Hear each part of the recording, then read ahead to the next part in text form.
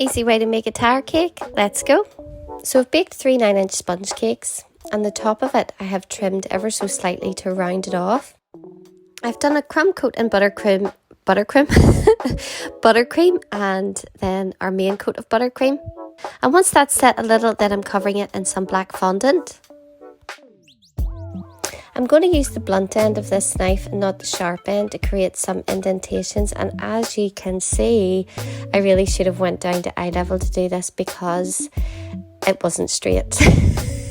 So I ended up making some wee flags to cover that part up, but it wasn't super noticeable. But what you're going to do, you're going to create those 2 lines around the centre, and then you're going to create these diagonal lines. I've got some blue fondant here, and I've got a metal ruler, and I'm just using it as a guide so that they're all going to be the exact same size. So I've cut out 3 strips, and then I'm going to leave those in the fridge for about half an hour or so just to chill. That way they won't lose shape whenever you're placing them on the cake. I'm going in with a smaller cake tin. I think this was a 6-inch cake tin to create an indentation in the centre, and that just gives me a guide as to what to work with. And then I'm going to place these strips in that centre part. I've rolled out a little snake piece of fondant here to create a trim, and oh my goodness, I could have cried when I saw that I cut it too short. So I had to add in a little sneaky piece. To finish off, I'm adding the motorcycle cake topper. I'll link that tutorial below, and we're done.